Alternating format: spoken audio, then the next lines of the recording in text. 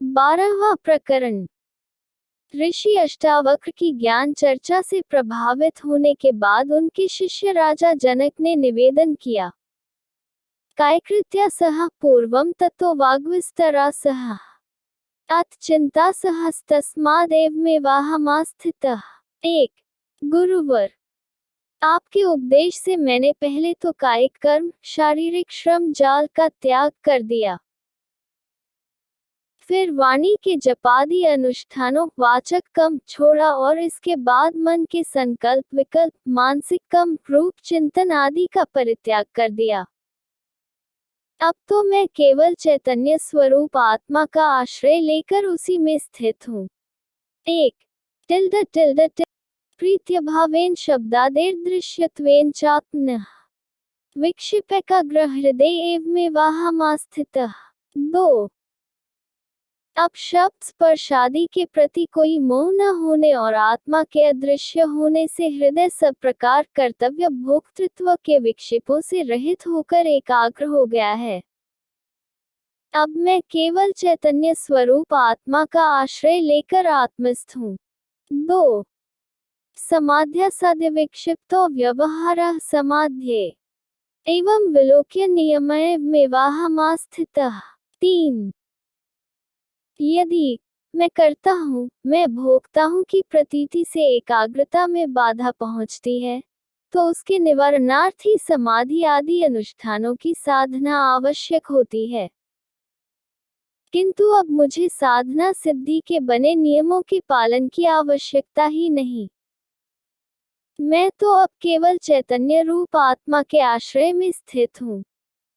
3 हे उपादेय विरहाद एवं हर्ष विषादयोः अभावादद्य हे ब्रह्मण्येवमेवाहमास्थितः। 4 इस मन स्थिति में मुझे न तो कुछ या कोई त्यागने योग्य दिखाई देता है और न ही ग्रहण करने योग्य। हर्ष शोक भी अब मुझे विचलित नहीं करते। इस कारण सब प्रकार के अभावों में ही मेरा यह मन अवस्थित है। आश्रमानाश्रम ध्यान चित्त स्वीकृत वर्जनम विकल्प मम वीक्ष्य इतरेवमेवाहमास्थितः। 5 आत्मा रूप से मैं चिन्मय मन और ध्यानमयी बुद्धि से अलग हूँ।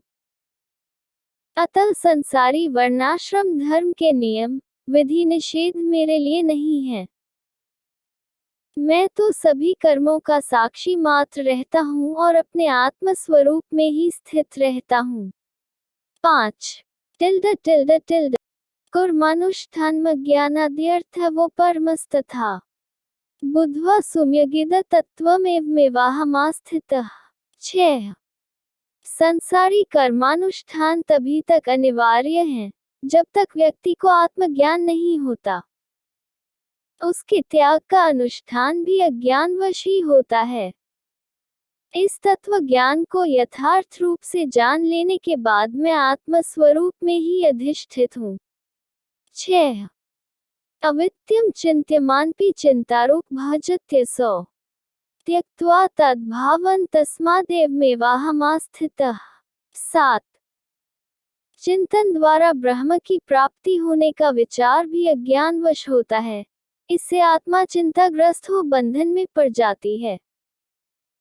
इस चिंतन से भी मुक्त होकर अब मैं अपने आत्म स्वरूप में पुनर्तः स्थित हूँ।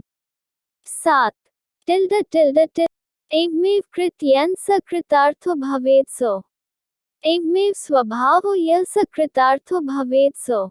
8 सर्व क्रिया रहित जिस ज्ञानी ने इस प्रकार आत्म स्वरूप स्थित होने की सिद्धि प्राप्त कर ली है, वही कृतार्थ है।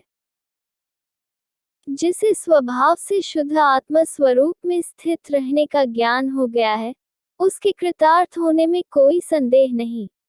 8